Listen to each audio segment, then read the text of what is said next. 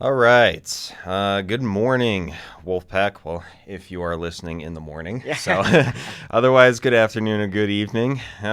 So we have episode 5 today.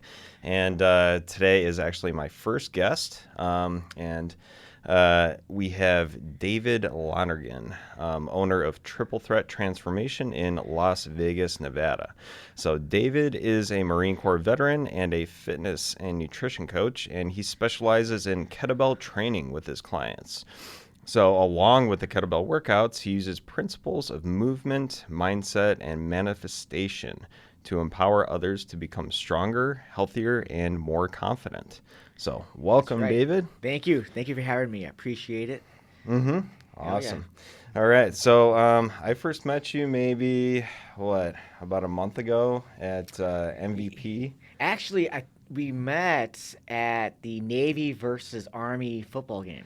Right. Okay. That's what Yes. it was. Yes. Okay. So So maybe it was a couple months it ago. was, yeah. Yeah. Yeah. I was What, doing back it in November? in That was a good November. game, by the way. Yeah, and Yeah. so I was doing a Mm-hmm. training before the football game Mm-hmm. outside. Yeah. Mm-hmm. And yeah, so inside, people are having a good time. So the philosophy was some people get them out and have them train, Mm-hmm. and then make them just feel a little bit more energized for the game, and Mm-hmm. that's what happened. So Mm-hmm. yeah, Yeah, yeah, definitely. So, yeah, it definitely. Yeah, I missed you guys on that one, yeah, unfortunately, but I made it yeah, there just in time for the game, and yeah, Navy did win, so which yeah, was good. Yeah. yeah, So, yeah, yeah, but you're former Marine Corps, right? yeah. So, So part of the yeah. Navy still, Mm-hmm. Yeah. right? Yeah. Mm-hmm. When the doctors, the dentist, right? Mm-hmm. You have to go see the Navy. So Mm-hmm. yeah, still Yeah. it's part of it, no matter how you look Yeah, at it. So definitely. yeah, But I mean, that was a team you were going for that day. yeah, I would assume. yes, So yeah, yeah. So right, yeah. yeah, it was a pretty good event they put on over there actually. Oh So yeah, that was the Veterans Social Club, it right, in was. Vegas. Yeah. So, So mm-hmm, what's cool here about Vegas too, not to go off topic per se, but mm-hmm, you have Veteran Social Club here in Vegas. You have, like I said, MVP mm-hmm. earlier. Yeah, and for Uh, the yeah, yeah, listeners, what is MVP? So I'm still a little bit yeah, new to it. I've been to a few events, but maybe you could yeah. talk about that a little Sure. bit. And I Yeah, promise, guys, we're gonna get into yeah, fitness. So yeah, we're just getting things started here. So. yeah. So basically, it's merging vets and players. Mm-hmm. So what they did is, and if I get this wrong a little bit, sorry, but Yeah, you're no taking worries. veterans Mm-hmm. and you're taking sports individuals, like people that do sports or that type of lifestyles. That's why there's some people that go there. They train like jujitsu or MMA. Mm-hmm. These type of people are still part of that group, Mm-hmm. and it's all about training Mm-hmm. and talking in the huddle Mm-hmm. afterwards about it could be so many different things, right? Positive things, something people are going through, to, just to have a nice talk with each other, and that's a philosophy on their end. Mm-hmm. And then, like I said, the other groups out there, like U.S. Vets, right? What else there? Team RWB, which I'm a volunteer lead for right Mm-hmm. now. So those are actually the four that I do things with. Okay. So those are four veteran groups. So Mm-hmm. I bring that up right now because when I started doing the fitness nutrition, I was looking at doing veteran only, like a side thing, Right, right. And that's kind of a part of your business, which we'll get Right. to, We'll get in to a little right. bit. Mm-hmm. But I Yeah. didn't know there was any out here at all. And I've been here since 2012. Mm-hmm. So when you look at it for at that time, let's see, about maybe 3-4 years ago, I was looking at that. Like over a decade, basically, I didn't think there was anything here. Mm-hmm. And as I'm going through the motions and all this, I'm asking people. I find out there are groups that do it, and again, I didn't know, and I thought, well, maybe the marketing was off. Mm-hmm. But then again, it's just the way it is, right? It's just the way companies work. Of how do you get known in that city for when it comes to fitness, health, and all that kind of stuff. So Mm-hmm. overall, there are groups, and I think anyone that's listening really needs to pay attention to if you are a veteran Mm-hmm. and you need help with say fitness. There are groups, Mm-hmm. and just to look for them, I guess Google would be the best of, veteran fitness. Just put those 2 words and see what pops up overall. But there are Yeah. a lot of actually things out there, and I had no clue on my end. Yeah. But the emerging vets and players, so the MVP, what I really like is they do combine that fitness aspect along with the mental health aspect and both. everything. Yeah. And they are not just in Vegas, but they're all across the country, right? And that's what I mean about that MVP, of course, and other groups is, even if, let's say, MVP is not there, look into it, because maybe, just maybe, it could be there, right? You could create it there.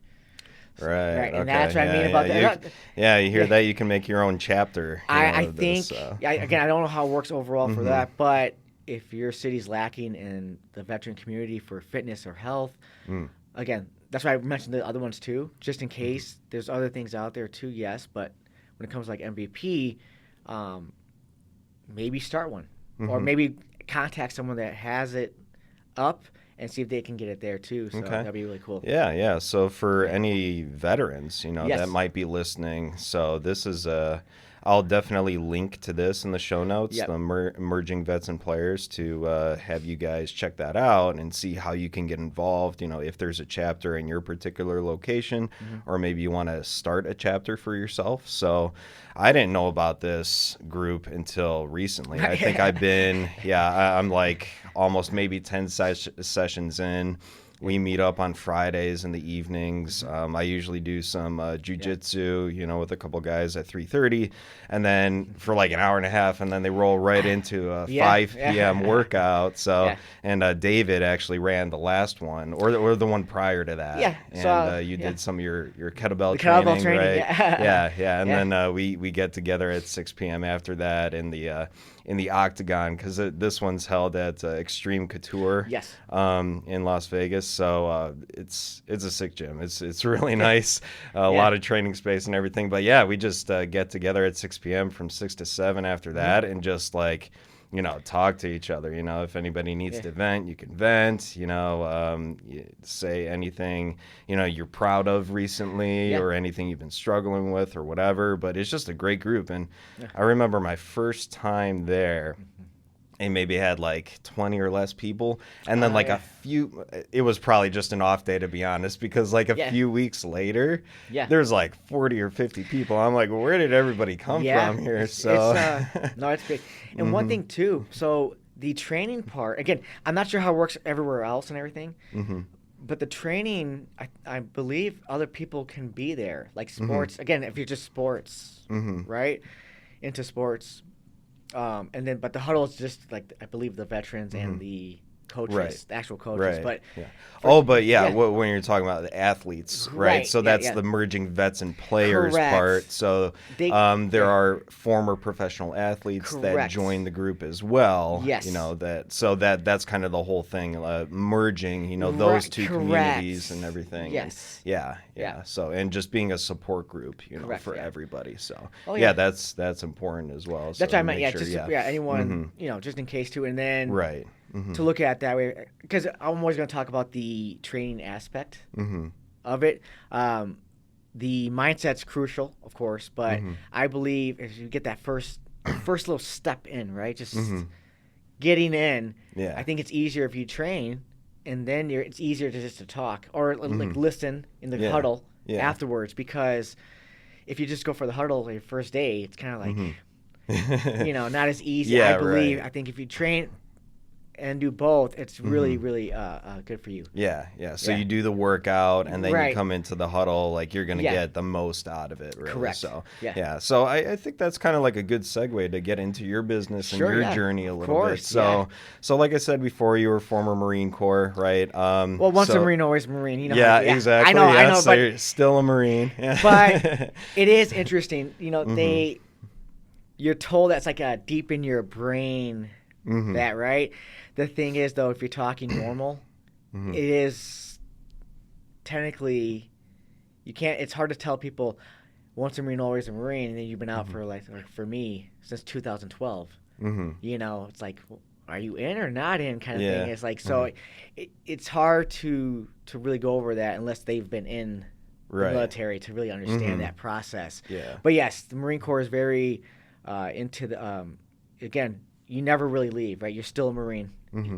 You'd be 80 years old, retired many years, you're still a Marine overall. So if you ever hear people say that, that's what that means. Gotcha. Yeah. So that's just like who you are as part of your identity, right? That's who you are at your core. Yep, exactly. Yeah. So that's why it's called the Marine Corps, right? Spelled differently, but Yeah.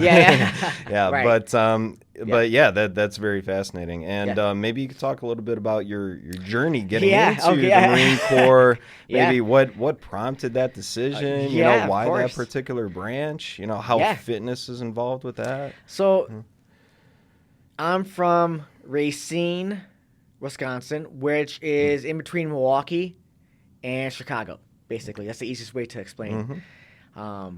That place, for people that live there still, again, it just wasn't for me. Okay. My mom and dad, they both knew I was not going to stay there, even when I was like a kid, like 5th grade and middle school. They knew I was not going to stay. They knew you were leaving already. They knew. I knew too. I mean, obviously, right? Because the easiest way to say is it's just that place was not for me. I wanted something bigger and better, always. Okay. And very ambitious. Yes, and people can take this the wrong way. That's fine. It's. I don't have a problem with how I talk, but I felt, especially in high school, people there.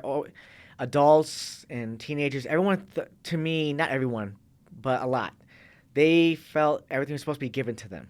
Like that type of mindset. And I just felt like this is not for me, this place. It's just not. And it's not all farm and, and that's interesting because usually I would feel like if you live around the country or on a farm or something like that, you don't have that kind of mindset. But, you're like, blue collar mentality. You're getting up and you're working every day and everything. So, but that's interesting. You said that. But Racine's not like that. So it's actually it's like a Milwaukee, Chicago type of place where it can get pretty ghetto there if that's what you call ghetto. Because you ever heard of that show Gangland? Actually, the second season. So the second season, actually, one of the episodes is about Racine, no Wisconsin. Way. Yes, really? Wow. From the '80s. Okay. Taking place in how bad the transition from Milwaukee and Chicago. Those people were moving up in the areas like Racine, Kenosha. Wow, had no idea. That's what I'm saying. Okay. Yeah, so it's not like what people think if they're not from there. Yeah. So it became that type of, like I said, lifestyle, and it wasn't for me. Okay. And I knew that, and it's 2000. I was graduating in 2004.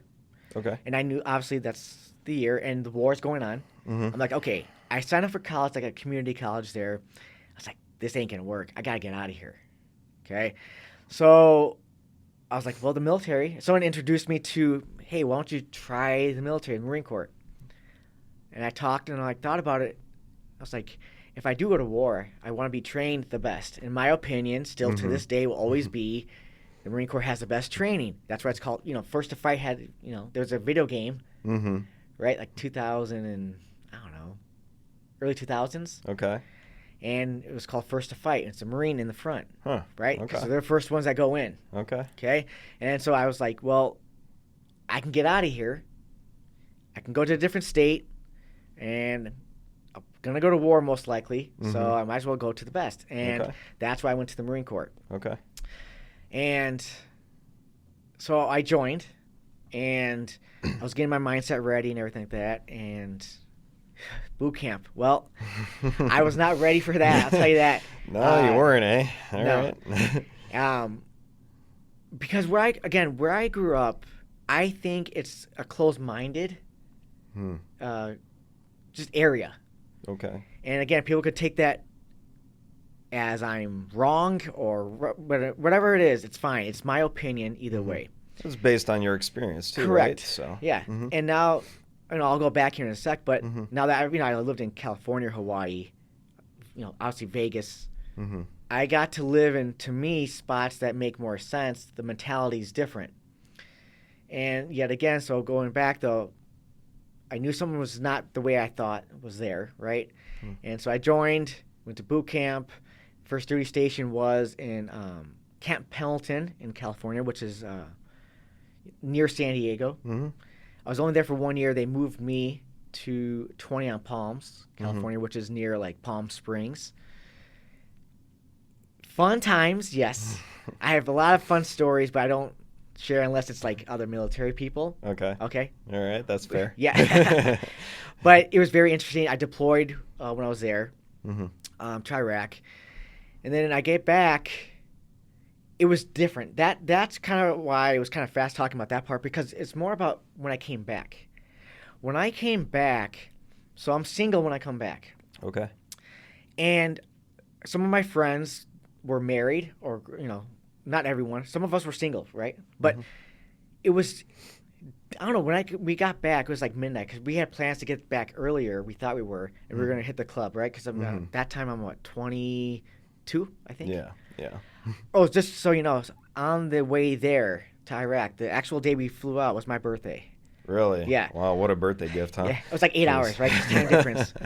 But, I come back and you see people, right, with like family, everyone's hugging and everything. Yeah. And I sat there and I'm like, I hate this. I hate being like lonely, right? I don't know how that happened, that transition from Iraq to coming back. I was like, oh, that feels weird. Because I like being single before, right? It's cool because I can do whatever I want. I don't have to worry about anything. That's the type of mindset I had, right? And then I got back. I'm like, this feels weird. Yeah. So my mind was shifting. I went to the club a couple of times, and I just didn't feel right. It's like, I don't know if anyone's ever gone through it. It's just a change in the mindset. It was just different. Yeah. It's like I aged 10 years or something. Yeah. Right? Yeah. Well, also being in an environment like that for correct. how long were you there? That was, I believe, so Marines go like 7-8 months. Okay. Come back 7-8 months and then go back out. If you're in the same unit. Yeah. And I know the Army's 1 year on, 1 year off. Right? There's a difference in those. Okay. So I was like 7-8 months. Yeah. Right? Okay. So I can imagine your perspective on life would just change coming back. Right? Just completely different. Yeah. Right? And just a side note here, too. So the reason why I didn't deploy earlier is because the unit I was with, like I said, I went from 9th Com, that was a unit, in Camp Pendleton. Me and another guy, we moved to Twin Palms. That's why. They deployed first. And I would have went with them, but me and the other guy left to Twin Palms. That's why. Okay. And so then I waited like another, 9 months to a year. Then I deployed with that unit. So I come back. I didn't deploy again with them because I stayed in, which I never, you understand, I never thought I was going to. Right. But my mindset was different. And that's why I gave it another shot. But I went to Hawaii. And that's, so went there. And then, And then. So was that your final duty station? Yeah, because I only Hawaii? did 8 years. Okay, so you did 8 years, so you did 4 plus another 4? That's it. For re-enlistment? Okay, gotcha. And And then at that point, you pretty much had to decide like whether you're going to stay in, for 20 or is it not necessarily? It wasn't, I'm not going to, I don't want to go back in time and say switch things because that would just change everything. You don't want, I don't want that. I'm just saying, but technically, for me, my personality, 4 years should have been it. But like I said, everything works its mysterious ways, no matter how you look at it, because, it is interesting. Because, again, technically 4 years was it. If I didn't deploy like the way I did and all this and that, maybe I would have done just 4. But everything kind of, why did I move? Why did I, all these things happen for a reason. I literally stayed in with only like 30 days left. They said, they told me, you have to stay in now or not. And I was like, I didn't trust myself, so I gave it another go and got to Hawaii. Okay. So you finished up in Hawaii, and then what happened? Was there some sort of transition there to entrepreneurship? No, not yet. Not quite? Okay, so I get out, and remember, I think I know what I'm doing. Okay, because I'm like, I was in the Marine Corps 8 years. I know what I'm doing, right? Everyone's going to hire me. So I come here. It's a huge transition. I don't know if you went through the same... Similar, yeah. I mean, I was in the Navy for 5 years, but didn't see combat or anything like that. But it's okay, but there was a transition, definitely. And it is, and you're like, oh, man, I suck. That's my mindset. I'm saying, like, I don't know what I'm doing. Right. There is no more free medical. There's no free housing. And, again, that's yes, but getting out, it's different. I was 26. Yet again, to me, I'm old, right, at that Yeah. age. And I'm I get 39 that. now. Uh-huh. I'm 39 right Okay. now. And I can tell you right now, I'm like, I didn't know anything at Mm-hmm. 26 still, Yeah. Yeah. Yeah. right? No matter all the stuff I've been through before that, you still don't know much. Mm-hmm. My opinion, anyways. Right. No, I Yeah, definitely yeah. agree with that. Looking back, I'm Yeah. like, man, I'm Right. 36, Okay, yeah, so yeah, yeah. it's been a while for me too. But yeah, looking back, I actually thought, Yeah. I was a little bit more mature back then, but not really. But, and that's what I mean. So, Yeah. I'm married and everything, and Mm-hmm. so I have to make sure everything's working. So I actually could get a couple jobs, but a couple of these jobs were at the casinos, and Okay. they weren't full time. So did you move from Hawaii to Las Vegas Yes, right yes, away? Okay. yeah. And when did you get married? Well, that was 2015, but I was with her since Hawaii. Okay, That's what I'm gotcha. saying. All That's what I right, meant. so So, you yeah. moved together to I Vegas, started and to then you clarify that. started. Yes. Okay, Yeah. and then you started at the casinos. You No, I said? could have, You could have. but Okay. they were. I'm new to Vegas. I don't know what Right. I'm doing, Mm-hmm. and they were on call jobs. The thing was, at that time, again, I didn't know this. Like Cosmopolitan, I could have had a job there. The hours were there, it's just not full time. But I didn't know. So to me, that means I'm only working 4 hours a day. I don't know what I'm doing. Mm-hmm. So that didn't work out. So I denied these jobs I had. So there was a place. So I worked at a loan company, Okay. and it was full time. Pay was okay for what it Mm-hmm. was, but I knew my mindset, so I was just trying to make it work. I didn't know about disability for military people know what I'm talking about for that, but I didn't know about all this other stuff. I just went at it, and I went up from it's called a CSR, customer service representative, Okay. to a general manager in about a year. Okay. I went up 3 positions. Okay. That's pretty speedy for I think so. an area like Yeah, that? yeah. Mm-hmm. I'll tell you that story if you don't mind. I mean, Yeah, so go for it. Yeah. the That's why we're story here. the story I went into was fraud. Fraud had a lot of fraud going on. Okay. So, the vice president was there, actually, for the company. It's been a while since I've been there, but I remember, I think it was in 19 states, Mm-hmm. the company. I don't remember off the top of my head now, though. But, so he was there, and I told him, because in my first week, I said, he liked the way I dressed. He said, I'm the best dressed CSR he's ever seen. I told him, well, I'm going to have your job soon. But that connection was there, and then people liked me, the higher ups. Okay. I believe just because the way I was. Mhm. But remember, coming from the Marine Corps to the bottom level, Yeah. I didn't think that was going to happen, but it did.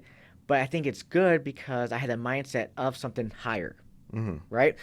And so that helped me. I was there for 8 years, okay. But this is what I want to get to. It's not really about the job, Mm-hmm. I was in leadership position. It's in that 8 years, I went from a person. It's called a training NCO. My second 4 years in the Marine Corps, which is training, which is again making sure everyone. I think it was 4 units I was in charge of for their rifle range, their actual training, right, fitness, their test, just classes, all this stuff. Mm-hmm. That's where I got into that part. I became a McMap instructor, Mm-hmm. which is a Marine Corps martial arts instructor. So I'm doing all that fitness side, right? Mm-hmm. And then I get out, get a job. Life is no longer about that. It's about how do I make more money. So I'm drinking. I start to drink all the time. Life changes, right? It's a mindset thing. I went from like this positivity to where I'm just doing everything for everyone else. Mm-hmm. Nothing even matters about me. I don't even care. Mm-hmm. And that's where this transition is of this 8 years of just thinking fun is drinking. And you lose sight of what is real life fun. Mm-hmm. And so I gained weight. I don't know if you've ever seen pictures or not, but I don't have many. Yeah, the one Yeah. on your website. Oh, yeah, yeah. Your You've seen that, right? Yeah. transformation. Yeah. Mm-hmm. Yeah. So and if you see the last one, my eyes are looked at, to me anyways. I'm not, they look very tired because I'm not sleeping. This is the hard part is once I fix everything, which I'll get into, but the fix made me forget before, actually. It's like a block I have. I can't retain how I felt back then. It's gone.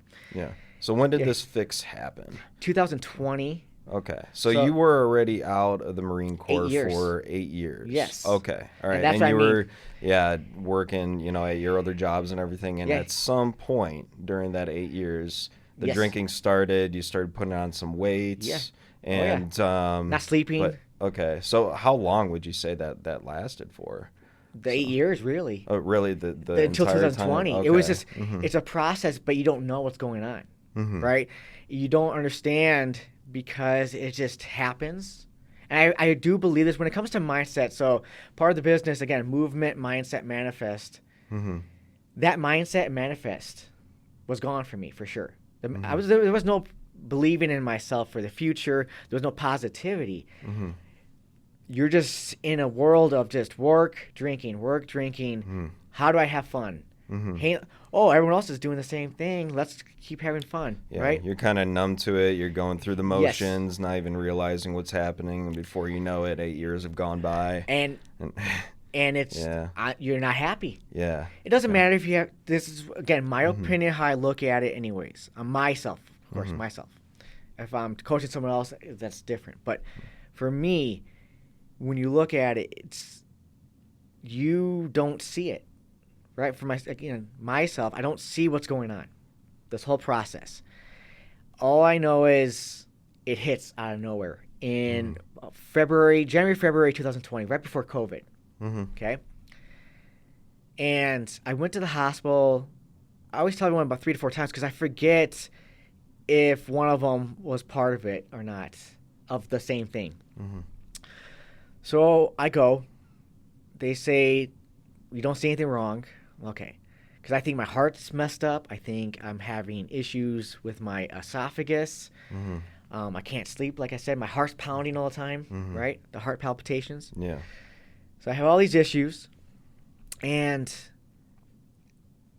after, I believe it's the 4th time, The 4th time back at the hospital? the actual hospital, yeah. Okay. They're like, look, we're sorry. Because obviously they know. By the 4th one, that was in March. That the COVID already started by then. Yeah. By the 4th one. Mhm. So I would say 6 weeks, roughly.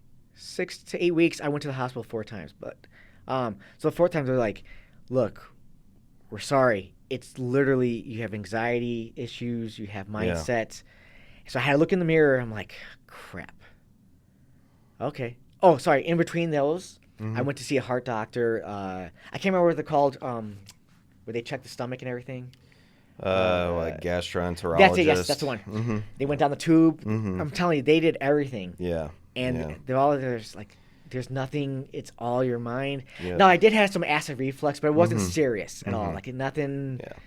Yeah. Nothing but bad. Yeah. anxiety can really contribute to that, though. Oh, so. it was. Mhm. Yeah. And that's what was getting the heart palpitations. That's what's giving me all this stuff. So this is the main thing. Once I did all these tests, I had to look in the mirror and be like, it's just you. Yeah. Now, I can say this now from the transition of that person and then 3 months later losing 30 pounds and just looking way better. I got LASIK surgery done. I mean, people see me like 3 months later, they're like, Who are you? yes. And it wasn't just unrecognizable. unrecognizable and the mentality I had, Mm-hmm. right? But that's the first month of this 90-day transformation I had Mm-hmm. was not easy. Yeah. It was very hard. Yeah. So Yeah. what was that turning point for you? Was it that last visit to the Yes. hospital where you were like, this is it? I need to make some sort of change here. Yes. I know what it is. There's nothing wrong with me, Yes. at least Yep. from a Western medicine standpoint. Correct. So, Yep. And then what did that start look like for you? Yep. Did you set some sort of goal for yourself, or Yep. did you just wake up the next day and you were like, let's get to work. We're going to go one day at a time. We're going to see what happens. What did that look like for you? So, luckily, and this is why I was talking about Wisconsin earlier too. So I have my parents. They live with me now, Mm-hmm. right? And they lived with me then too. So have my family. I want to go over this really quickly before we go into that little part. Absolutely. You have to have people around you. It can be a coach. It could be a mentor. It could be your brother, your sister, both, everything, mom, dad, wife, husband, kid. It doesn't matter. It has to be someone around you for this transition. Because I remember the mentality. When I knew there was nothing wrong with me, my mind was still wrong, though. Mm-hmm. Okay? Right. What I mean by that is it's like there's a block of saying there isn't something wrong with you. How do I get to my goals? There's still a block, right? They helped me. My family helped me go from, okay, I want you to sit outside and put your feet on the grass and just breathe. Relax. I'll go out there with you. We'll talk. Or just not talk, right? Yep. We're going to walk every day. Just walk. And then those two things. And then, like, my son, who's 15 now, like, we were playing board games at night. And even in the beginning, this was hard for me because my mind was really struggling. Yeah. Right? So, but those small little things like that, and then about like a couple weeks of just doing those, it switched to I'm going to take my shirt off to get more sun. It was weird. It's like the brain just started changing because I know nothing's wrong, but how do I fix myself? I started eating correctly. And then no alcohol. Sleep all of a sudden was better. Right? Yeah. And because why? Because I learned about goals. Every single person I work with, it's all about the goals. I think majority of people don't have a goal set in place, and that's why they have nothing to go for. Okay? So either way, the goals. My goal was, I looked in the mirror. I was like, I want to get. At that time I was 35. Okay. 35. Yeah, because I'll be 40 this year. Yeah. Okay. Okay. So I was 35. I was like, I want to get a six pack again. I haven't had that in a while. And I want to sleep at night. That was my two first goals. I want to get 8 hours of sleep at night, consecutively. Go to bed at the same time, and I want to have a six pack. These are small goals. The way I teach now are more about like the SMART goals, which is, again, more detailed. But for me, it didn't have a coach or anything. I just had me, right? So those are the things. So what I did was, the first thing was I created a schedule for myself. I'm going to go to bed at this time. I'm going to wake up at this time. I'm going to go walking first, get that sunlight, and then I'm going to go sit outside and just listen to music or talk or whatever, and have my feet to the grass. That's what we have. People do not have to believe in grounding. They don't have to believe in anything I'm saying right now. But they should believe in that I did lose 30 pounds in 3 months, and I changed my life. Yeah. That's the main thing. So your first two initial goals. Yes. You had one that was aesthetic. Yeah. And the other one that was lifestyle based. Yes. Which one would you say was a stronger driver for you? That's a good question. You have a goal of a six pack, right? Yes. But then you also have a goal of sleeping. Correct. Better every night, and you're making your schedule to go to bed at this time, wake up at this time. So would you say that lifestyle goal was a little bit stronger of a driver for you to continue, or would you say it was a little bit more the aesthetics and the looks? That was a little bit more of a driver for you. I can look back at that time. If you asked me, I probably would have told you the look at that time. But now I go back, it was really just I wanted to. The sleep was so important to me because I felt if you can sleep at night, you have a clear mind. There you go. Yeah. And so you got a clear mind, right? And then that leads to your ability to then continue on with your schedule every single day. So, yeah. And that's why I can look back at now and say that's the most important. But at that time, it was just a look because at that time I was like, well, if I look good, I'll feel good. But I think... Has your mindset changed on that at all? It seems like it has a little bit over the 5 years. So yeah, I definitely believe this is number one overall to me for anyone I work with. What's your goal? And we break down the goal because almost every again, this is a fake number because I'm just going off what I believe it is.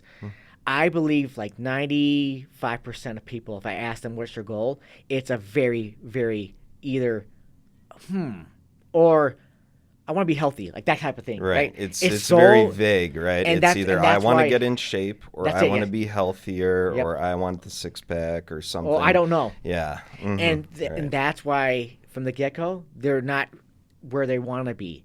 Mm-hmm. There is no bullet point focus on the goal. If you have a business, okay, what's the goal in the business, right? Because do I want 100 people for this part of the business? Do I want 10 clients for this because it's high end? There has to be something for each part of what you're doing. And when it comes to yourself, like I said, if I have a job, I'm a general manager, and all I do is focus on the job and never myself, what happens?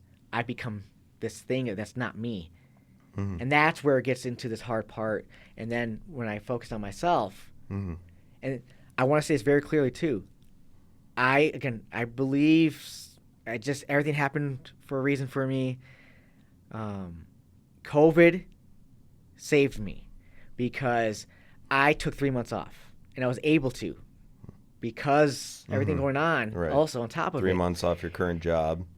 And I took it off. I had to have it, right? And through this fix I had. And without that, though, who knows if I was stuck having to work still, going through these problems? I don't know.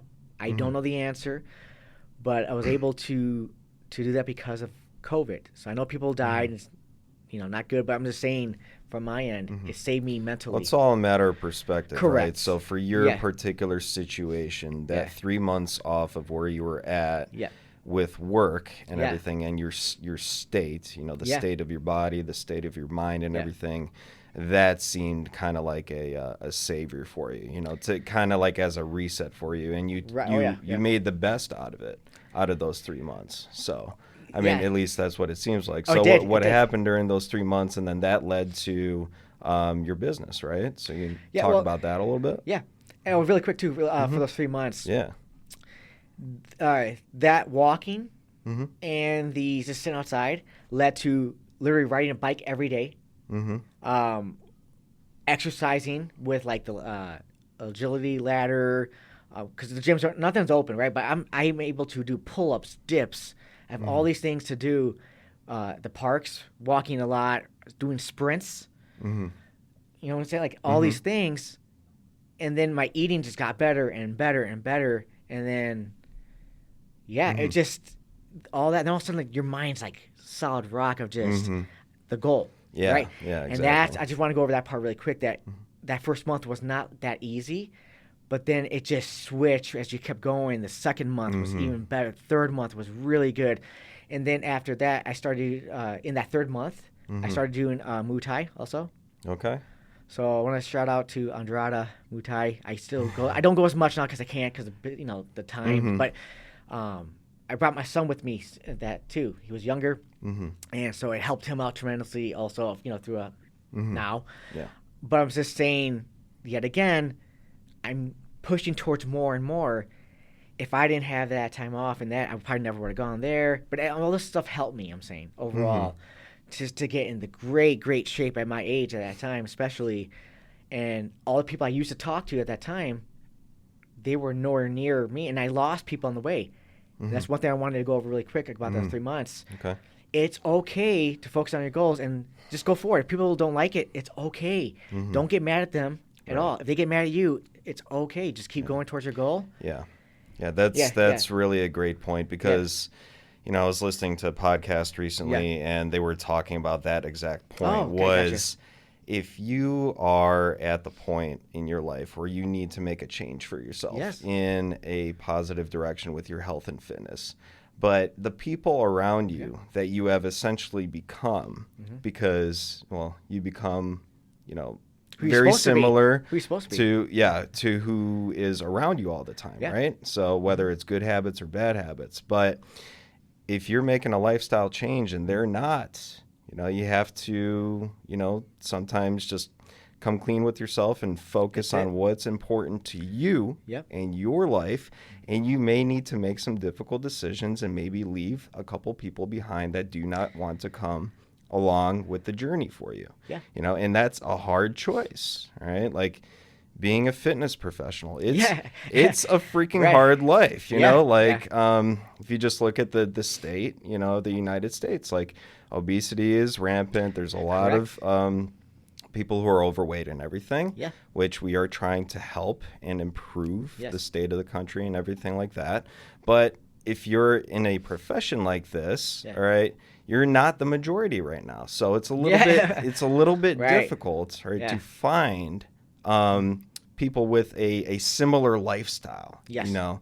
So I can totally relate to that, definitely. And going back to your journey over those 3 months, there was kind of like a common theme there, which I talked about in my first episode Oh, of cool. Yeah, yeah. how to make exercise a part of your lifestyle and how to sustain it. So it Yes. seemed like you said after Right. about 30 days, you know, there was kind of like a mental shift for you where initially it seemed like it was a lot more of a conscious process and more Yeah. of a deliberating, you know, day to Yes. day a little bit, and really had to think about that new Yes. lifestyle change. Yes. But after some point, right, I mentioned in my episode, about 66 days is the average to where that new lifestyle starts to become a habit. All right, it differs for everybody. Right. But at some point, once you hit it, you don't have to think about it as consciously.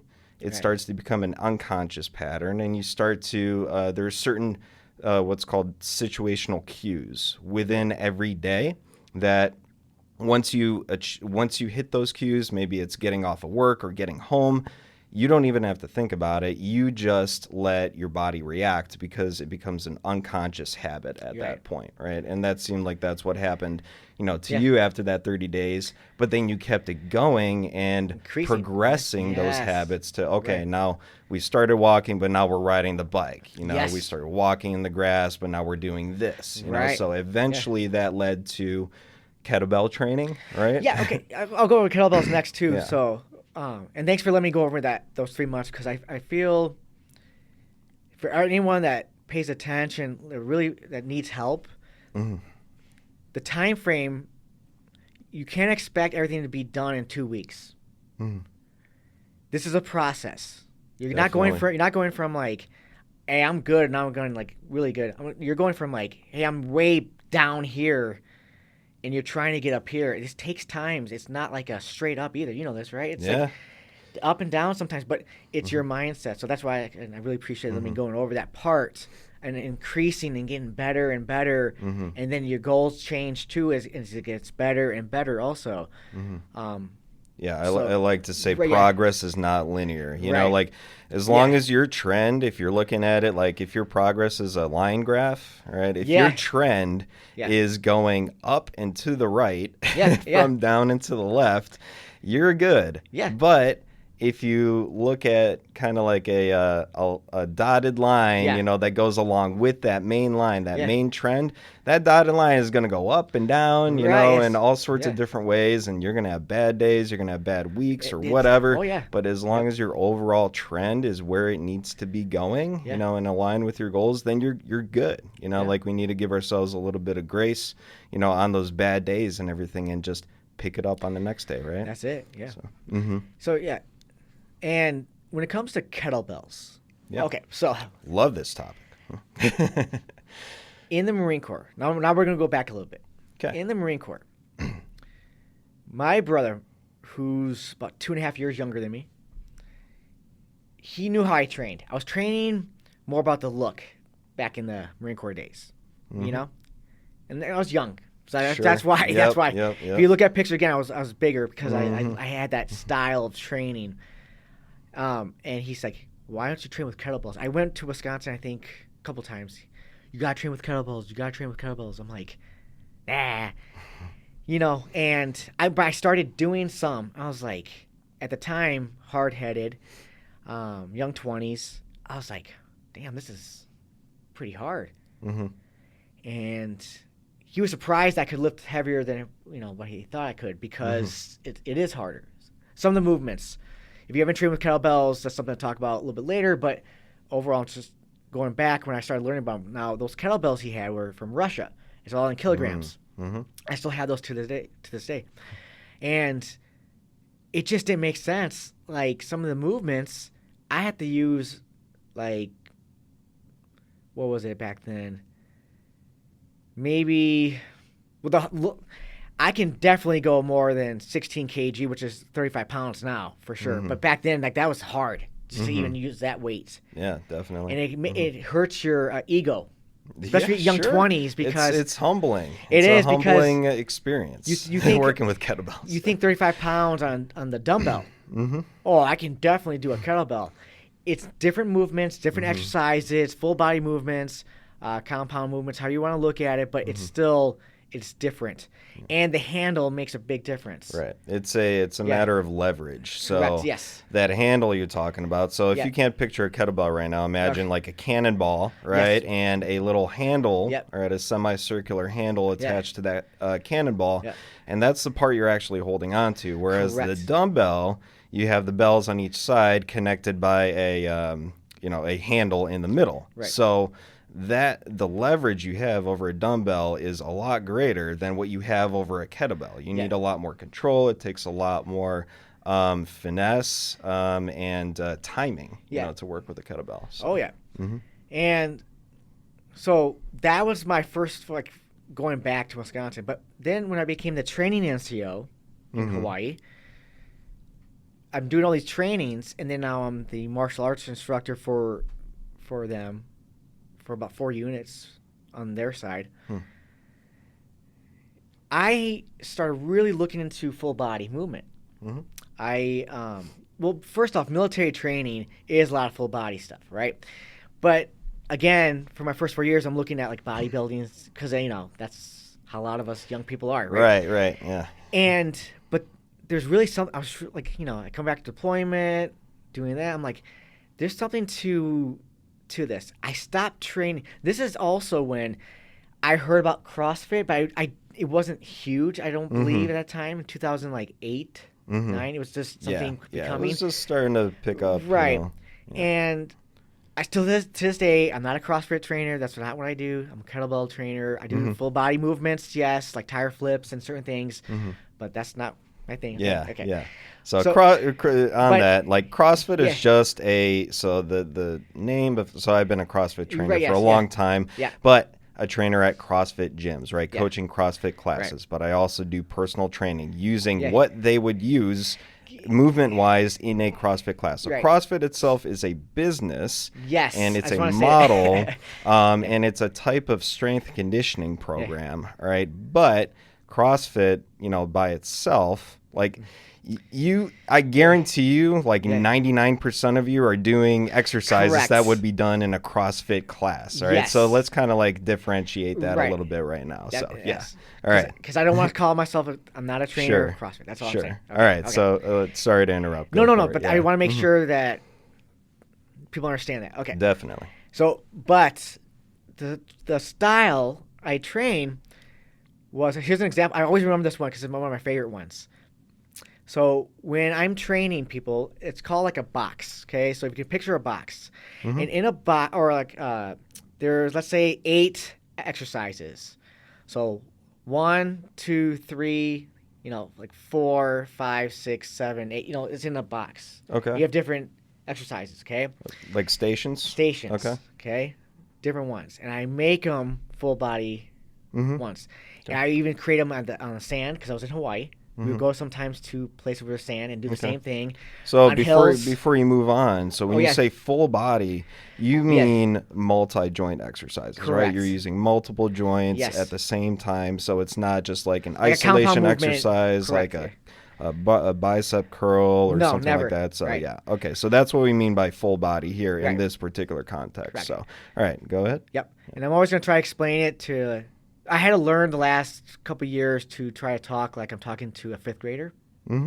Because I don't want to say... if you're talking to clients, you have to understand, like as a trainer, they do not have the background that you do. Correct. So you need to understand the information well enough to then break it down at like a 1st grade, 5th grade level or whatever, So otherwise it's just going to go way over the head.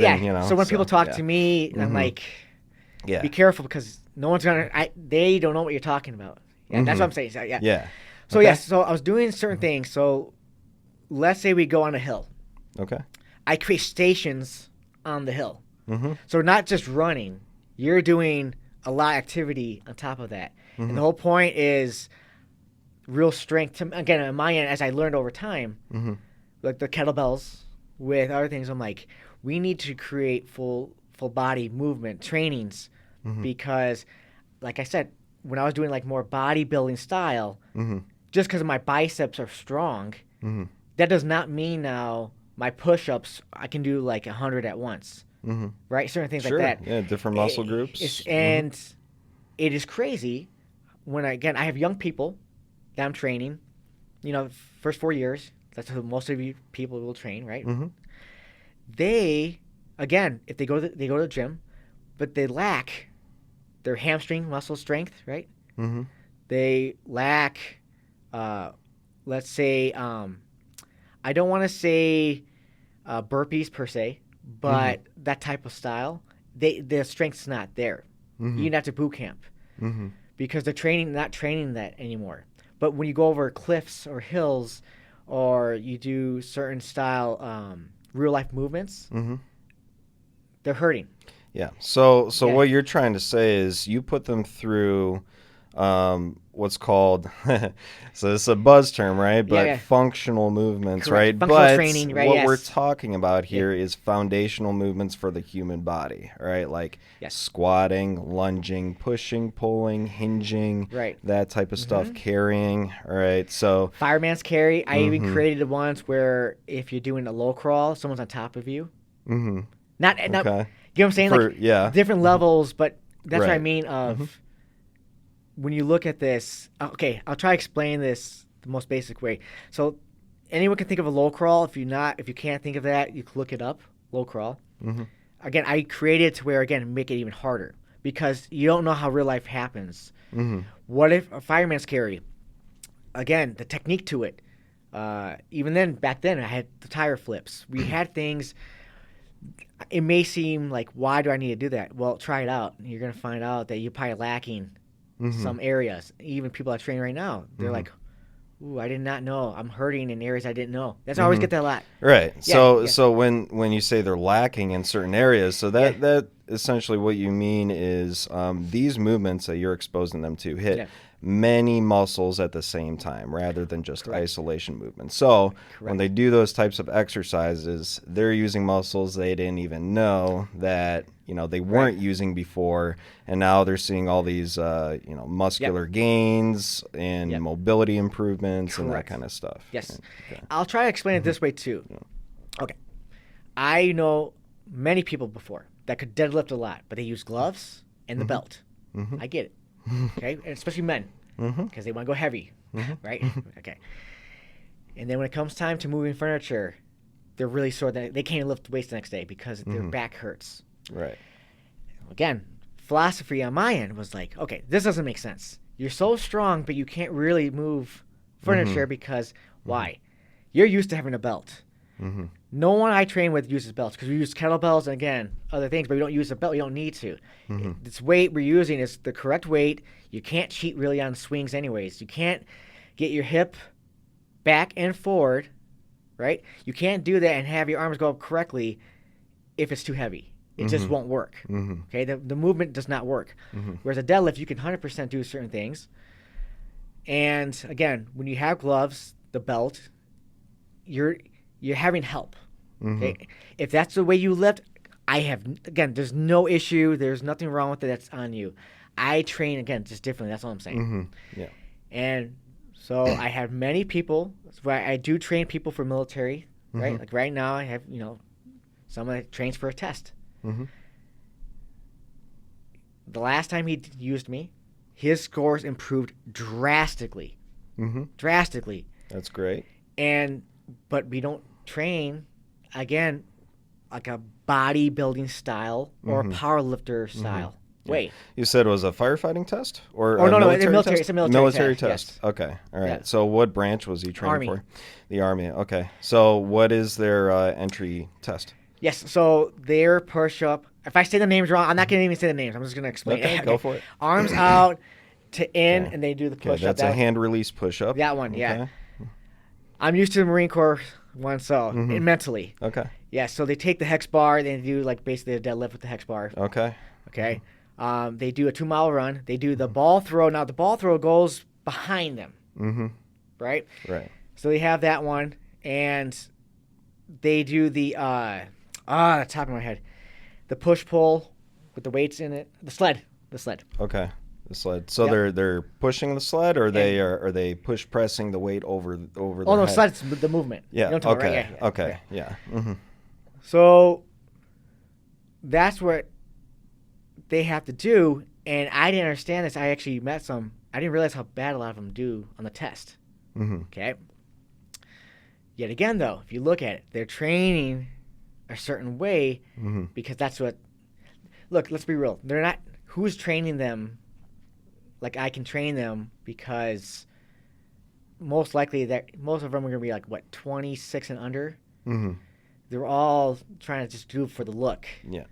Right. Yeah. And again, I'm not saying I'm the only one. muscles or whatever for aesthetics, right? And I'm not saying I'm the only one that does this. Yeah. Again, you do CrossFit, you're gonna, there's other people that do stuff. I'm just saying, I specifically know how to do this because I did this for at least 4 years in 2008 to 2012. I trained people for tests in military. Okay. So you took this particular client and he was doing his bodybuilding style. No, he wasn't doing he wasn't doing anything. No, running. He was running, but all right. He was doing a lot of cardio based stuff, but not a lot of weightlifting, not a lot of technique work with those specific movements that they use in. So in the Army, it's called the Army Combat Fitness Test. It is correct. Yes, thank you. And they revamped it, a while ago, and so they wanted to make more. Specific movements toward combat related positions. Like what David was talking about, like the deadlift, like the sled push, and the medicine ball throw, which measures power. So you took him basically from just doing the standard cardio type stuff, and you started implementing some movements like I'm assuming like kettlebell deadlifts and swings and that kind of stuff to start to develop those movement patterns and to develop more strength. Yes, and my job on my end is I look at what you're the weakest in first, and we attack that.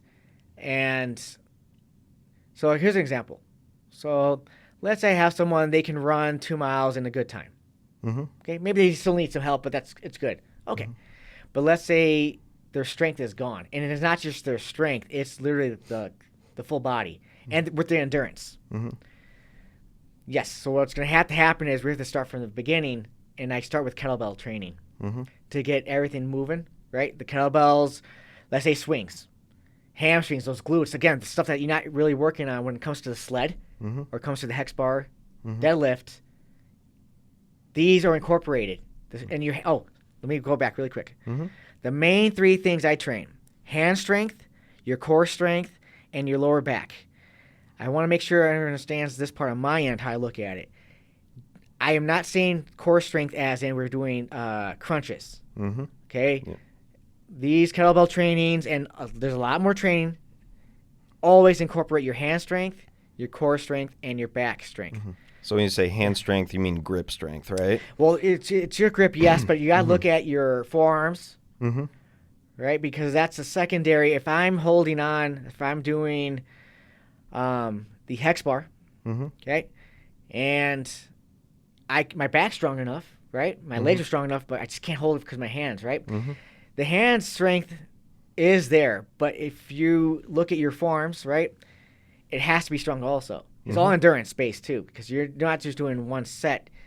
I believe they increase, right? That's what I'm saying. Their test. So you need a balance of muscular strength and also endurance to make sure that you're hitting the amount of reps that's required out of that test. That's correct. Okay, so the kettlebell training helps a lot with that, because obviously, right, yeah. So you're that's gripping. A base. That's the base of the training, but that's not all, right? We still have to work on everything else. But overall, everything has to do with how to get your hands stronger.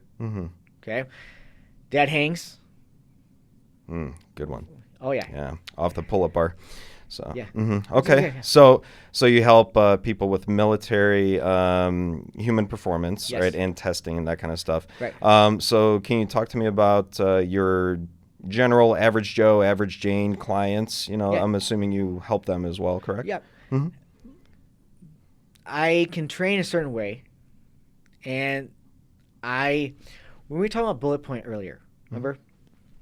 So in the beginning, I was trying to do whatever, like if it's powerlifting you want help with or bodybuilding, whatever it is, that type of style. I was trying to help. But I thought about it after about maybe a couple months. I'm like, no. I don't even want to do that. I literally train, if you're someone that's trying to lose fat, build lean muscle, build your cardiovascular endurance up, I'm your person, right?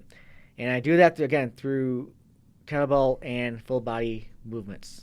That is what I do. So you also do body weight training as well, right? Correct. Kind of like a mix, right? Okay. But that's specifically what I do. Okay. So if you're someone, I always tell everyone this too. Tell me what you want to look like, because that's overall what you want, right? It's a look, most likely. And once I say, if it's like an MMA boxer kind of style for men, that type of look, that's what I teach, right? Like same as military. Military has a certain body type where it's more lean, and again, you have the cardiovascular endurance on top of that with your strength. Right. So it's a little bit more performance-based for the military rather than, looking a particular way. So, but if you're training somebody, for military human performance, right, you would train them for the performance first, but that particular performance type training that you're doing to get them to that point, that's going to then stimulate a specific look or aesthetic, right? So it's kind of like secondary, right? Yes, because you're going to burn a lot of calories, right? But again, it's not just about that. When you train with kettlebells, there is a look you have. It's lean muscle. You're not going for how big are my biceps going to be. You're not going for how big my triceps going to be, or even your chest, right? It's about how do I cut down and have lean muscle to get a nice fitness look. Again, I always look at an MMA fighter or a boxer. Their body types. And that's basically where you're going to get. If you look at military, the ones in shape, right? They have the same style of body. So, and that's how I train people. Similar. Okay. Right? They're very similar. Very similar. Okay. So you do one-on-one and group I do coaching? One-on-one.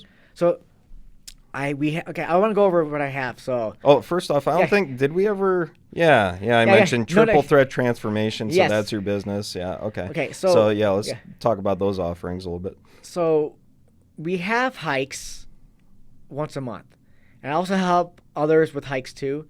The reason why I have hikes, they're free. This is for people that just want to start with something, with other people too. It won't be by yourself. You'll just be out there. You could talk to people. They're just like you. Doesn't matter how good or bad you are at hiking. You're just walking. Some hikes, yes, are going to be harder, and we'll label if it's harder, but you still should come. The reason why is because you get out there, do the best you can, and we don't leave anyone behind. Well, that's great. And so it's for every fitness level, right? So it's a no drop hike. I want to make sure. I went on a hike recently. We added another group to our group. Because there's 3 groups in one kind of thing, right? To make them, again, more broad, right? Okay. Just say this group left before us and went back before us. That's what I mean by there's groups. Yeah. Okay. So if you have a higher fitness level, you can like push ahead a little bit, or no? No, there's groups that don't care how good you or bad you are. They just keep going. Oh, okay. I see what you're saying. Yeah. And so I want to make sure people understand we don't leave people behind. Okay, it's true. gotcha. Because people, So there are people staying together. Yeah. There are people that do that. Yeah. They could care Oh, less. yeah, I know. Yeah, I've been in groups like that. Oh, yeah. okay. Yeah. And the whole point is to talk to people, have fun, get some fresh air. I was doing hikes when I was fixing myself, and I'm saying like it's that walking, it's just that movement. And the community. And if you're just someone new, start there. It's free, and just see if you like it. You don't have to go with me.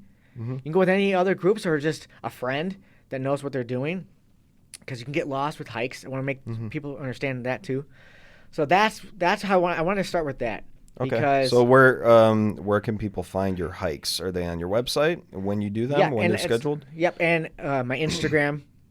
Facebook is always on there. A Facebook group too. Okay, and I'll link to that. Yep. So. And that way, again, people just want to get started with something, right? Because that's the main part. And maybe get that mindset to be positive, saying, oh, I just did this hike. I feel good. Maybe I can do other stuff, right? Mm-hmm. It's a good way to start. And then, yes, we have group coaching, which is Sunday at 3. Now, Sunday at 3, it's also a Team RWB. Okay. That's a Team Red, White, and Blue. It's a veteran group. There's a lot of people in this. Nice. Them plus my people, too, that have. Okay. And I just want to throw this out there really quick. So starting next month, every first Sunday, we're going to have a potluck after training. Ooh, that sounds fun. Yeah, okay. so all right. if you're Team RWB, you just come on Sundays if you want. Mm-hmm. That's, again, could be just one time a week. Mm-hmm. That's cool. I also have Monday through Thursday, 5 and 6 p.m. So if you're someone that's like, I like it, I want to do more, then you would do that. Mm-hmm. Now, let's say you need more than just group fitness. Mm-hmm. You need help with nutrition. You need help with one-on-one. Mm-hmm. I have online. I have an app. That's, again, more detail towards the actual person, of course. We have weekly Mm-hmm. Zoom calls. There's a lot of different ways to look at that with goals. We break down your goal, of course, to make sure you know what you need, and then we can help you the best way. Mm-hmm. So that's why when I talk like this, it has to be broad because there's too many variables of what people want, Mm-hmm. right? Right. So all goals are different for people. Mm-hmm. I mean, it literally is. Yeah. Yeah. So if anybody wants to get started with you, so what's the best way to start? It seems like going to one of those hikes, or and the just or the group getting coaching. outside, Those two. or the group coaching. That's the best way to start Okay. because I want you to trust me anyways. Mm-hmm. Okay. Obviously, cost. I always go over costs. It costs more one-on-one online than it does with just group coaching, Mm-hmm. right? And the reason why, again, is because it's in a group. It's not just tailored towards you; it's for everyone, Mm-hmm. right? But Right. again, if you need specifics, online's where it's at. And then yes, I do one-on-one training too. Again, that's even more specific because someone needs a specialized training. Right. Exactly. And that's Like what I it's mean. tailored to you. Yes. There's nobody else that's going to get your attention. It's all focused on you. So Yes, and yeah. everything's Mhm. Yeah. in progress. So that's on my side. Also on my side, when it comes to the veteran community, every Tuesday I train U.S. vets. So if you're someone it's called beginner kettlebell training. Mhm. Again, it's people that's kind of been through some stuff, right?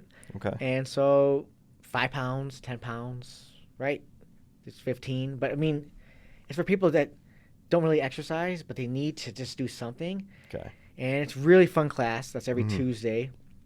And then Friday, and I guess now, once a month on Tuesdays at MVP, there's another location they have here in Vegas. If you guys don't know, if you're a veteran, let us know, but we'll give you contact. I train them once a month on that one. Mm-hmm. And then Fridays, like once a month on the Extreme Couture gym. And then on my place, it's Sundays, like I said, at 3. Mhm. It's TMRWB kind of based on that, but, Mhm. And then we do some stuff with the Veteran Social Club. You can look them up, too, here in Vegas, Mhm. fitness-wise, too. Some small things here and there. So Okay. those Okay. are the 4 groups. So that's... Gotcha. Okay. Did you Yeah. say you do anything online?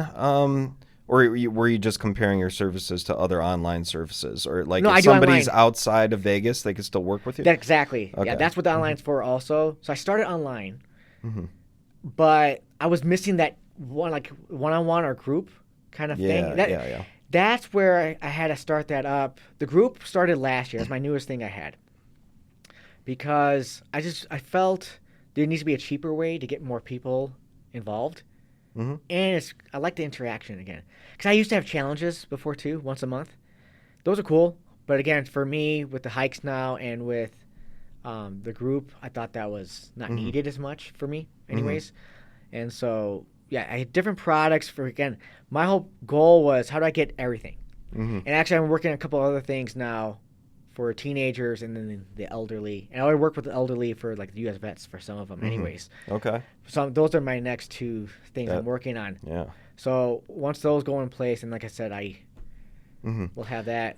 Yeah, So- that sounds great. So sounds like you work with a good, group of people with various backgrounds of fitness experiences and everything, and you Right. love it, So that sounds really awesome. So I do want to finish up here soon, but I have one Oh, yeah. very important question that I want to touch on Yeah. before we wrap things up. So, so your weight loss journey Yes. really took place like about 5 years ago, right? Yes. And Yeah. you lost a substantial amount of weight in Yeah. a few months. Yes. But obviously you were able to keep it off and Yes. maintain your weight Thank you. loss. Yes. So how did you do it? So I'm going to go back to, so it's triple threat transformation, movement, mindset, manifest. Nutrition obviously is part of it, right? But that's Big part, yeah. It is. But I looked at it as, I'm going to answer the question. I just want to go over. Yeah, definitely. You have to have movement, it's exercise, okay? Mindset is positivity, positive mindset.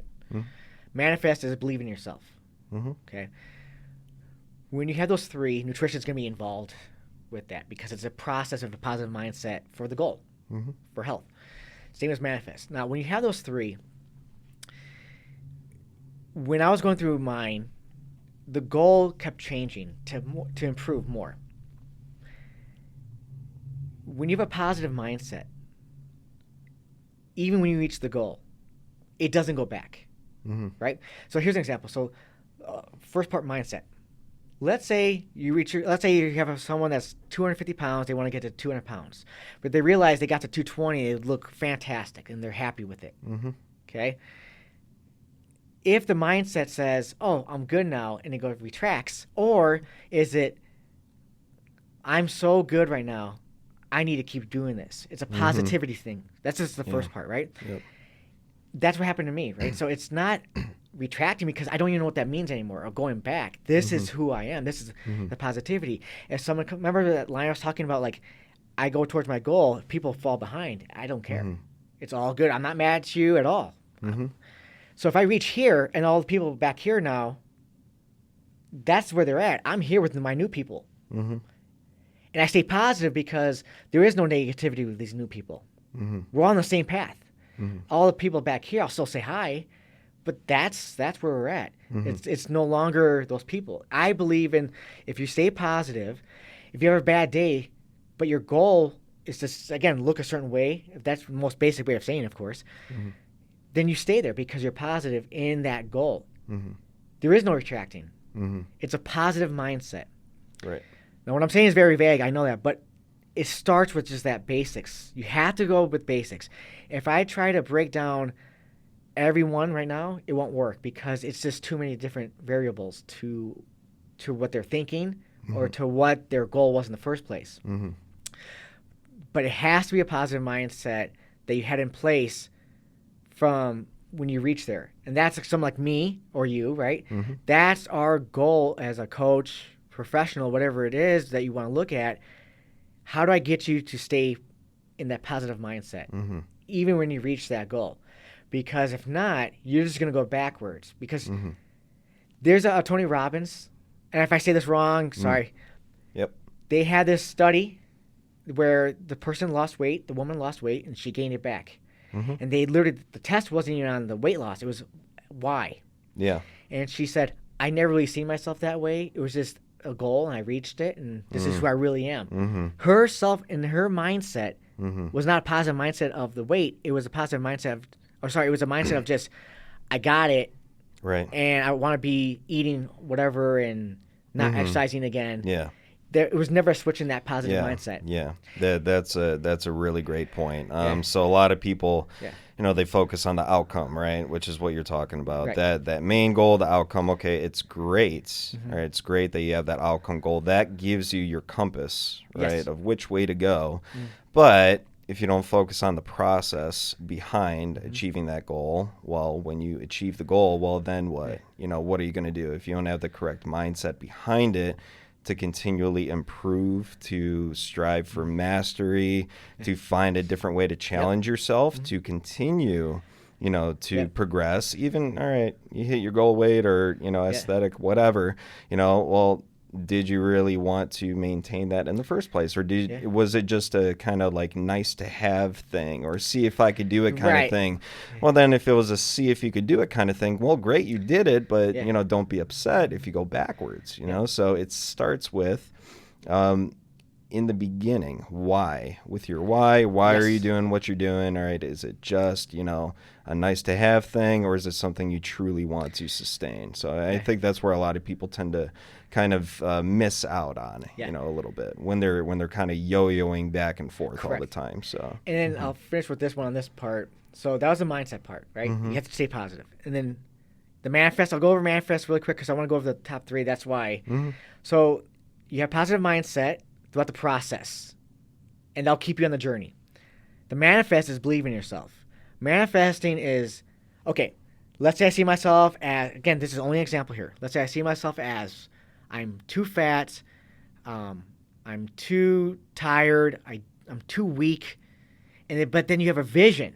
That positive, remember that believing in yourself. You have a vision of this person you look like in the mirror, right? The way you're going to look, the way you're going to feel, the way you're going to have that, like strength, that, that power, right?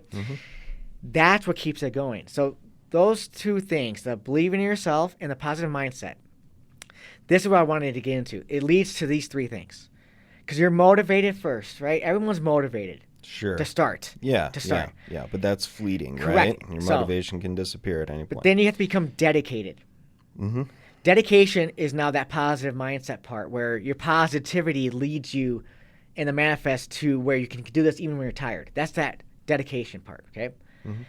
The third part is the consistency. Once you're consistent, that's the part you're talking about. And for me, that's how you keep it off. Right. It's like brushing teeth. When you're a kid, you probably didn't want to brush your teeth. But as an adult, most people brush their teeth every day no matter what. It Don't just even becomes, think about it. Don't think about it. And that's what it comes into what happened to me. Once I got that off, I became consistent in everything I was doing. It's just part of who I am. And now it's a little faster than some people, but not everyone, right? Some people are just like me, right? It just became consistent quicker. The motivation was there. I said this on another podcast too. I call them January 1st people. They're just motivated people. Sure. They never became positive in their mindset of their journey. They never manifested. They never believed in themselves to reach that goal. They just became motivated. January 1st people never even became dedicated yet. Dedicated people, again, still do it. It's just sometimes dedicated people, again, they reach the goal and they stop. They were never consistent. Right. That's what. Sorry, long answer to your question, you're good. but that's overall what happened to me and how I teach. It's the same thing. We got to get you consistent, but we got to find out things beforehand and then go there. Yeah. And sometimes it's here, sometimes it's here. Again, it's different in all areas. Yep. That. So. Yep. So yeah, if I were to sum that up, Yes. sounds like you're saying Yes. you can be motivated in the beginning, and that's great, to get you started. But Yeah. realize that motivation is short term. Yes. All right, you're gonna have days that you're unmotivated. All right, but it ends with and continues with consistency. All right, day in and day out, making it a part of your identity, That's it. who you are, what you do. It's what I do. Like that's what you're telling yourself every day. Every day. Whether it's out loud in the mirror or in your head, Yep. you're telling yourself that every day. This is who I am. This is what I do. And, that's, kind of like the secret sauce, behind maintaining, Right. weight loss and good health and a good lifestyle and, strength and all that stuff. So, yeah, that's a really, really good point there. So thank you for sharing that. No, thank you. All right, cool. So I think we should wrap up for today. So Sounds yeah, this was awesome, man. Well, thank you. I appreciate thank you it. for Thank you. Coming by and helping me kick things off with Yes. episode number 5. And Yeah. there's going to be a lot more episodes, a lot more guests. This has been a lot of fun. So let's leave off with one more time. Where can people find you on social media? Yep. And So if you go, I have a website. So it's triplethreattransformation.com. I am on Instagram, Facebook. Those are my top 2 anyways. You can go to David R. Lonergan, Lonergan, or to Triple Threat Transformation on both. That's what I have. Get most of the information on those right there. Awesome. All right, and for you guys, the Wolffpack listening, I will link to all the stuff I said I would link to earlier in the episode, as well as David's social media stuff and his website, so you could check the show notes for that. And tune in for episode 6, which, of course, promises to be a good one. So, all right. Thanks for listening, guys, and I'll talk to you soon. All right. Thank you. Bye. Appreciate Yep. it. All right. Thanks. All right. Bye.